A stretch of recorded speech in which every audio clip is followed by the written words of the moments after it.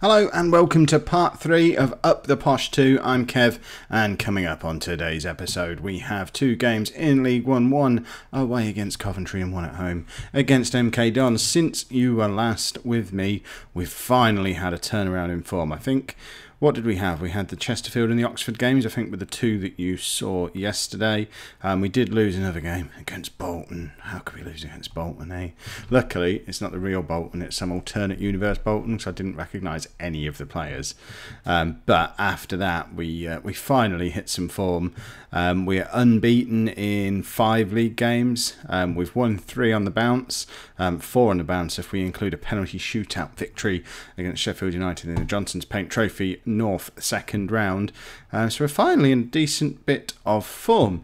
And we've not really changed anything. I think all it is that we're now accomplished using this tactic that we've been trying to use all season, and it's starting to make a bit of a difference because we actually seem to know what we're doing now. So this is the team that we're going to be putting out for the first of today's 2 games against Coventry. So we've got Ben Alnwick in goal, a back 4 of Binham Williams, Baldwin, Bostwick and White, and then Anderson and Forrester together in midfield. That's the first time I've played those 2 together this season. Anderson's been really struggling for fitness, but this will be my first choice midfield. I don't think you've met Jermaine Anderson yet. He's 19 years old. He is going to be awesome. I remember him from a non-league to legend save. He made it to the Premier League and was a sort of upper mid-table consistent Premier League player. I think he was at Bournemouth or Brentford or someone along those lines. He's going to have a good future. So having him alongside Forrester, we've got a good midfield there. In fact, we've got a good team now. I would expect this to be a team that can push for promotion. Now we've finally hit a little bit of form. Cue us losing both games today. And then behind the front one, behind Ryan Seeger, who's playing up front again, we've got Paul Taylor as a winger, Skugel and Marcus Maddison on the right, playing as an inside forward, finally fit-ish. Again, he's still not fully mat fit, but mat fit?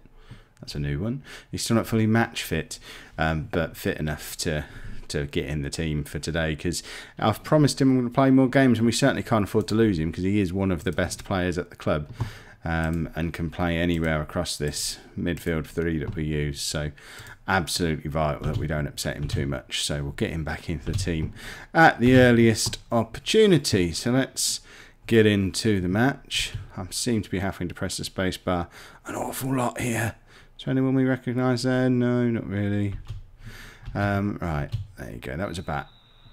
Why have we got game sounds?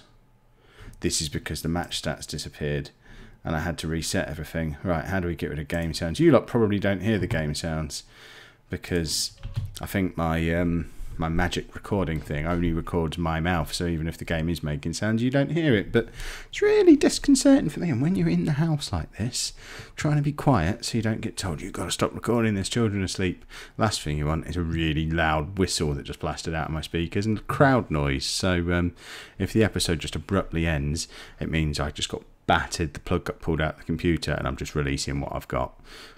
Can't hear any action from upstairs. I think we got away with it, luckily. Laptop news is there is no news. I record this on Sunday night. I haven't had a dispatch notification yet. I've ordered my laptop from Scan. They did say if I ordered on Friday afternoon when I ordered it, no, Saturday morning when I ordered it. When did I order it? I ordered it on Saturday, and it did say on there that I should be able to it should arrive on Monday, but I've not even had confirmation they've accepted the order yet, so I don't know. I don't think it's going to be here tomorrow, but as soon as it is, we'll be back out in the garage, and green screen will be back, and hopefully I'm trying to work out on some fancy graphics that we can put on there. Nice little box for, oh, we've conceded a goal. Nice little box for me to sit in at the start, a la the Bolton battle. Little intro sequence, bit of music, you know, all the Photoshop skills. Awful. I've spent couple of hours this afternoon trying to do it and got nowhere other than remembering that I hate Photoshop. I went through all this with the Bolton graphics as well. They took me a week probably of just constantly deleting stuff and starting again, so I'll get there eventually. I just hate Photoshop. Seeger has just got an absolute screamer of an immediate reply. That was just utterly ridiculous. So Taylor played the ball into him. Skugel just slides it for it. It's a lovely pass to Seeger, and he just cracks it left-footed first time. Absolutely unstoppable. The keeper gets a hand to it, but I'm surprised he didn't snap his fingers off. And we have an immediate reply. Marcus Maddison picks it up, crosses in, it comes loose to Forrester. Forrester hasn't been in the best of forms. I don't think we're using him the best way. I think ideally he'd be in the Scougall position. Oh, Baldwin did quite well there. And got that sort of last-ditch tackle in. I think we'll see that in the 3D, but unfortunately it's fallen straight to a Coventry player. There you go, Baldwin with the last-ditch tackle, but White at right back, not really alert to what was going on. It bounces free to a Coventry player, and we're 2-1 down. It's end-to-end. It's a goal fest. Right, Forrester out to Taylor. What can Taylor do with it? Knocks it back to Baldwin, which is weird. Forrester neat and tidy in midfield. Forrester picks it up again, finds Scougall. Scougall to Seeger. Out to Bingham Williams. Beats two men. Crosses into Seeger. It's 2-2, and we've got less than 17 minutes on the clock. This is nuts, and I don't understand how Bingham Williams goes past two men. He's only a left back. But he did brilliantly, and Seeger tucks it away. 2-2. This game's mad already. How are we doing on the match stats? I mean, you can there even. It's end-to-end stuff.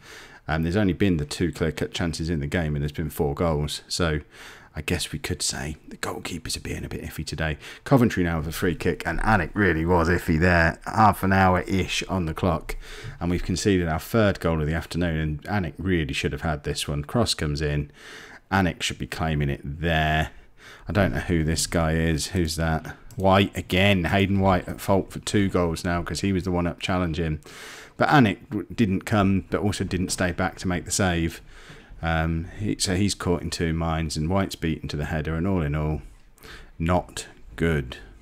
Right, I don't think we have any major need for changes at half time. How's everybody doing? Forrester's a little bit of a worry for me because he's very neat, very tidy, but he should. I mean, he's supposed to be a good championship player. He should be better than he is, and I know that seems mental, and he's on a 7.38, but he's on a 7.38 without any goals, any assists, or any man of the match awards. So he's not playing like a leading player for most championship sides, which is what he's supposed to be. And I wonder if we need to be playing him. That's not what I meant to do. I wonder if we need to be playing him here as an advanced playmaker, because look how well he matches that. But then we spent all that money on Scougall, and Scougall can't play where Forrester's playing. So to get them both in the side, we have to play Forrester deep. And hopefully he'll adapt to doing it. And, I mean, it's not a problem having a midfielder averaging close to a 7.5 in there as a deep line playmaker. It's perfectly acceptable. But it would be nice if he was creating some goals or scoring some goals rather than just sort of being that tidy little, keeping it all, everything ticking over in the middle there. Because like now, it would be handy if he could just change the game for us. Because although it was a goal fest in the first half, nothing's happening now in the second half, and we need to make some changes.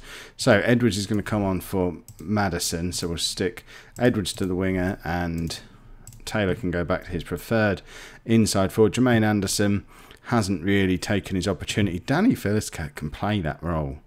Should we give him a go? We'll stick Danny Philliskirk as a ball-winning midfielder. Signed as a striker, paid nearly £1 million for him. We're 1-0 down. Sorry, 3-2 down. So let's bring him on and play him as a ball-winning midfielder. That's the sort of move you make just before you get sacked, I think. This is when the board lose confidence in you.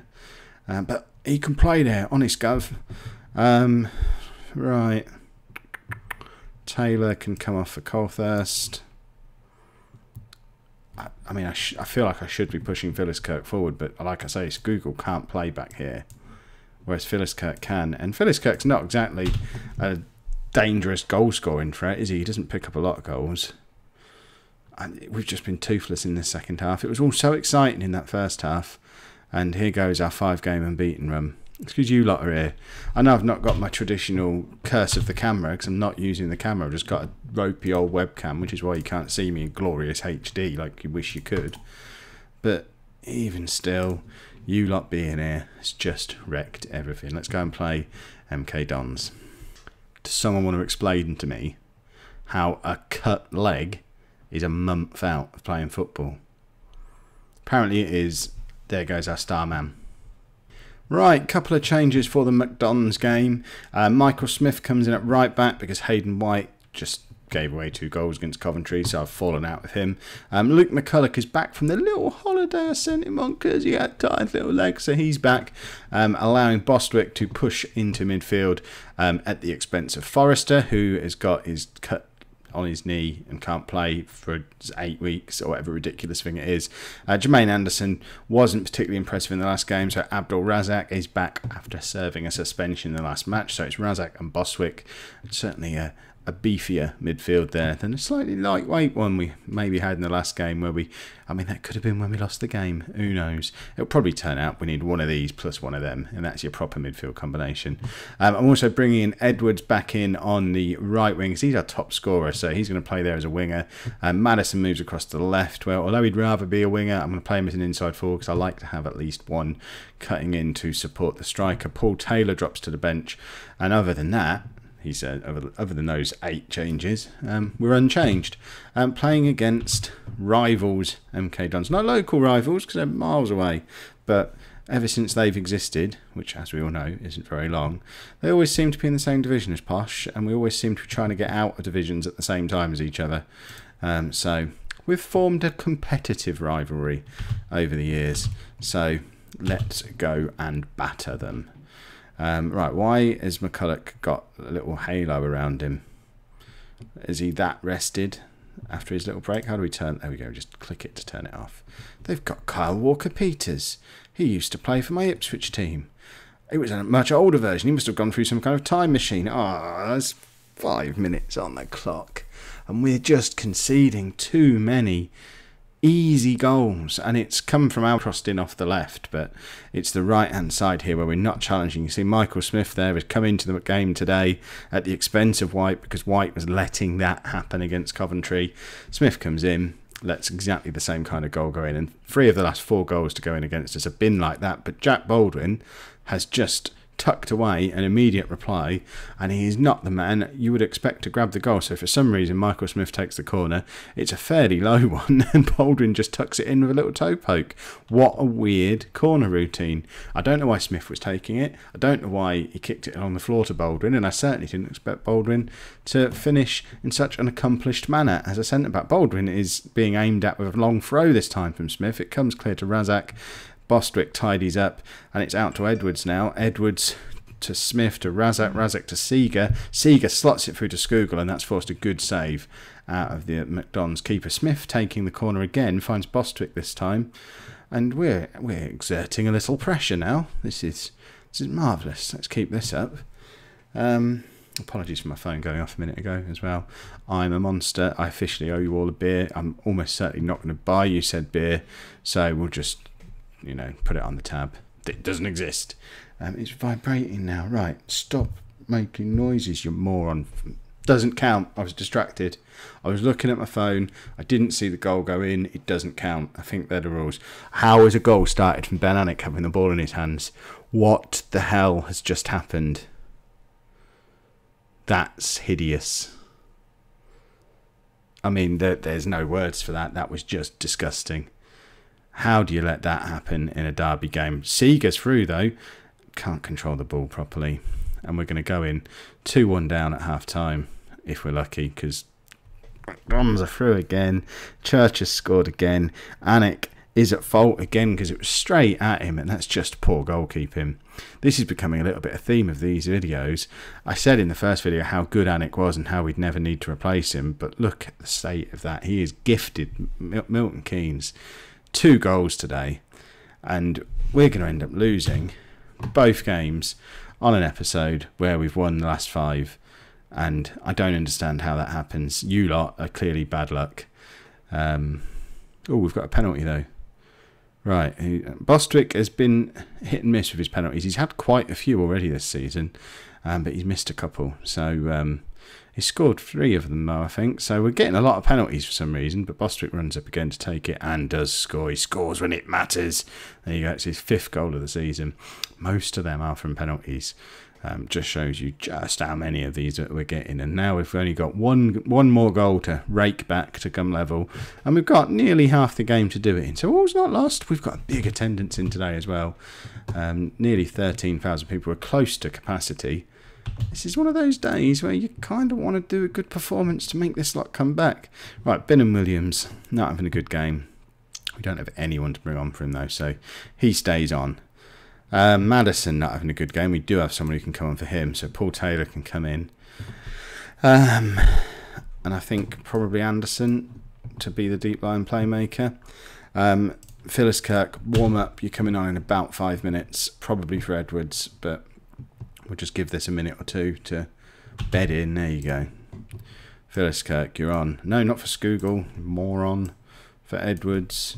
You don't like being there, do you? Is it better if we do that?